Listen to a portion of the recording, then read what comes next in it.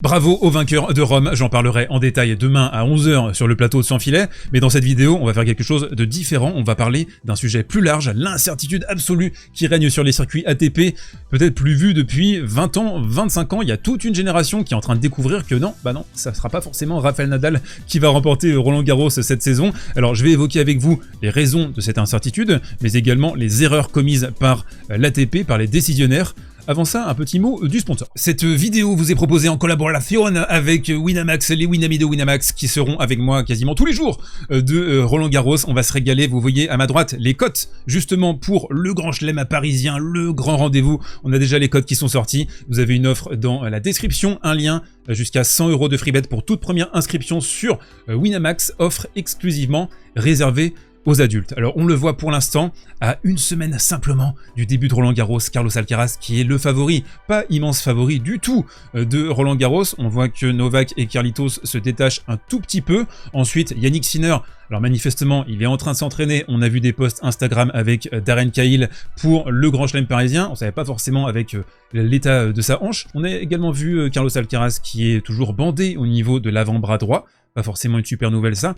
Et Novak, lui qui sera à Genève, carrément, la semaine prochaine, pour essayer d'aller gratter un peu de confiance. Alexander Zverev, côté à 8, ensuite Stefanos Tsitsipas, Casper Ruud, et puis il y a un Rafael Nadal sauvage, côté à 12. Alors évidemment, t'as remporté 14 fois le titre dans ta carrière, donc forcément t'es toujours respecté par les books, mais une cote à 12, ça reste quand même énormissime pour un gars où on n'est pas encore vraiment sûr qu'il puisse jouer le tournoi. J'en profite également pour vous annoncer l'ouverture officielle du TikTok de Service Volé, comme quoi tout arrive. Vous avez le lien sur le premier commentaire épinglé sous cette vidéo. Je vous rappelle également que nous avons un Instagram qui a été lancé il y a quelques mois désormais. N'hésitez pas à le suivre avec des petites coulisses, des stories amusantes, divertissantes, désopilantes, mais aussi des posts, comme par exemple des petits bouts de l'interview de Jo-Wilfried Tsonga qui arrivera la semaine prochaine. Allez, trêve de galéjade, place à la première partie de cette vidéo que j'ai intitulée « La fin d'une ère ». Point d'interrogation, vous l'avez suivi, tous les gros tournois préparatoires avant Roland Garros ont eu d'abord un vainqueur différent, mais également un joueur qui n'a jamais remporté de Grand Chelem. Ça, c'est une situation qui est rarissime, qu'on a, je pense, plus vu depuis 20-25 ans en amont de Roland Garros.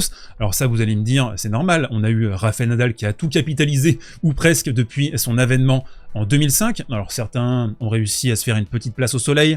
On pense à Novak Djokovic, 3 Roland Garros.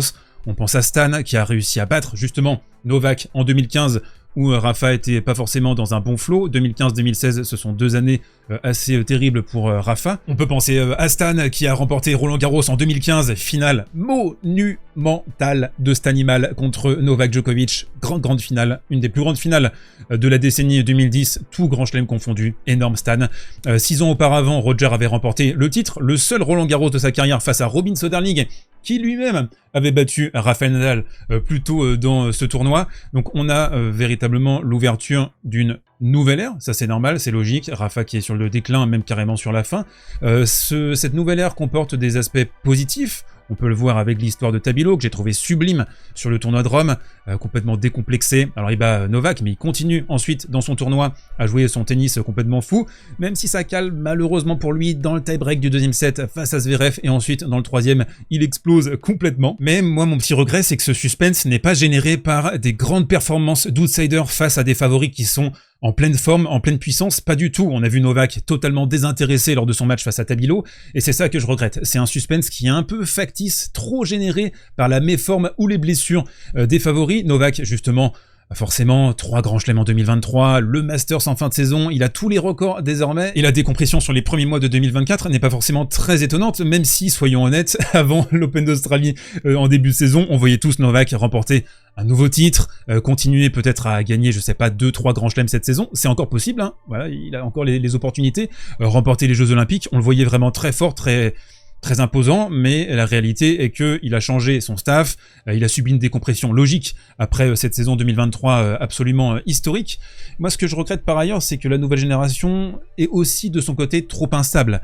Il y a le cas Yannick Sinner avec sa hanche, également Carlos Alcaraz qui a connu beaucoup trop de pépins physiques sur la première partie de la saison en 2024, qui pose question, bien sûr, sur son été. Est-ce qu'il va réussir à rester en bonne santé?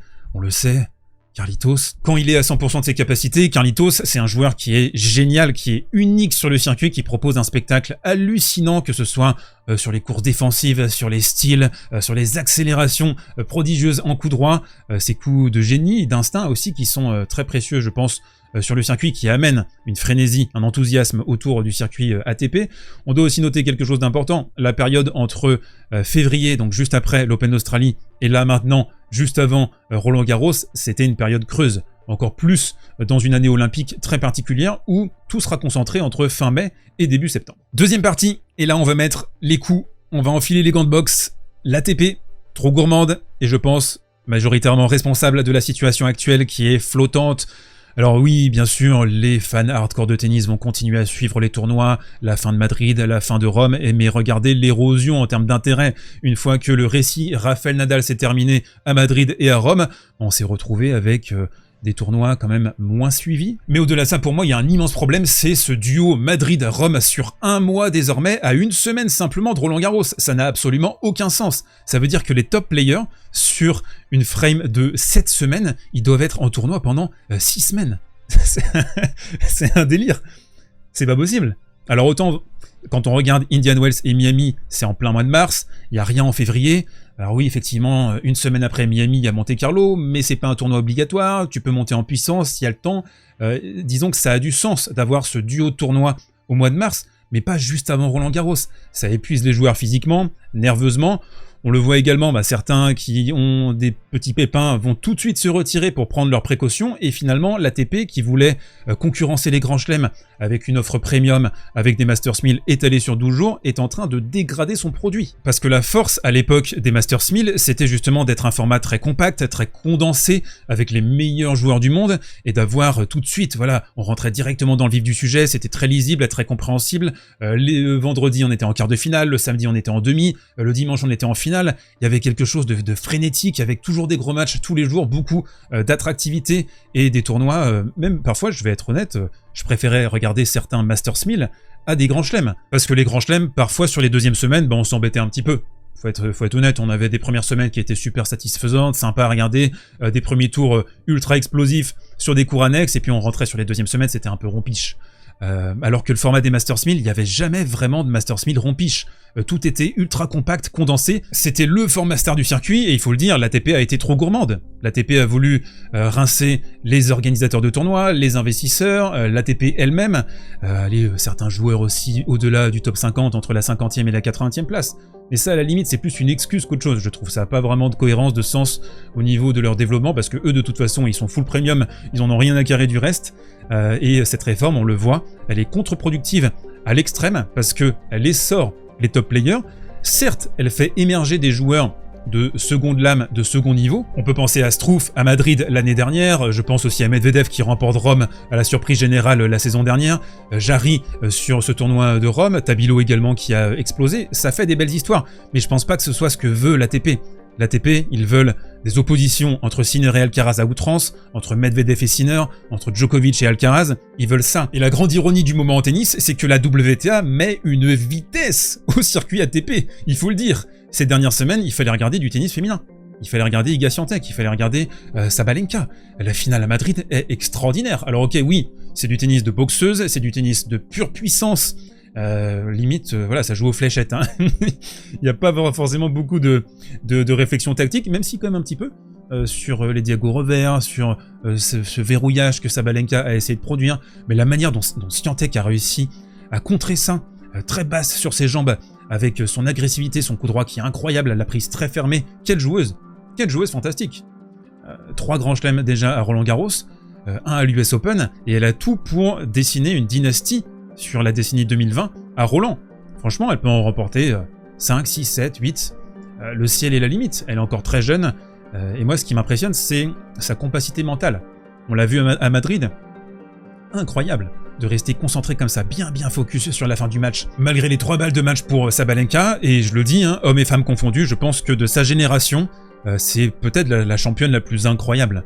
Alors il faut qu'elle progresse sur les surfaces très rapides, sur gazon on sent que c'est très compliqué pour elle, mais je trouve que c'est vraiment une joueuse extraordinaire, et là franchement gavez-vous hein, de d'Iga Swiatek. Alors je sais, certains vont dire ouais, elle gagne tous ses matchs 1 et 2, 1 et 1, elle a trop de marge par rapport à ses rivales, bah on a vu, hein, face à Rybakina, face à Sabalenka, ça peut être difficile parfois pour elle, même si la surface à Madrid et les conditions un peu plus rapides avantageaient Sabalenka. Là on a vu à Rome, hein, elle a remis l'église au centre du village, mais mangez-en parce que c'est vraiment une championne fantastique et je pense qu'on risque d'en bouffer pendant encore un petit moment. Du coup, dans quelques jours, ça va être le début de Roland Garros. Je suis persuadé qu'on va vivre un Roland Garros turbo jouissif et extraordinaire. La première semaine, avec le récit Rafael Nadal, avec les petites surprises, ça va être fou, ça va être fou. Des favoris sans repère aussi, on aura potentiellement des upsets qui vont être assez zinzin, même si je reste quand même persuadé d'un léger retour à la normale, parce que le format en 3 sets gagnants protège par essence les favoris, plus de temps, plus de marge. Tu peux commencer à cogiter quand tu es un outsider, tu mènes 2-7-0 et tu te dis bon, je vais pouvoir sortir un tel ou un tel et tu finis par queener. Et le dispositif sur service volé pour Roland Garros, je vous le dis mes très chers goths, il va être dantesque. Jeudi, vidéo spéciale, tirage au sort, pronostic, ça va être fou. Samedi matin, l'interview exclusive de Jo-Wilfried Tsonga, une dinguerie. Donc ça, poussez. Abonnez-vous, mettez la cloche, ne ratez pas cette petite dinguerie, et ensuite on aura un digest tous les jours de la quinzaine. Donc super hâte de vous retrouver, je vous dis à demain pour le Max en filet, et à jeudi pour la prochaine vidéo sur service volé. D'ici là, portez-vous bien, prenez soin de vous, mangez des fraises, et on va se régaler.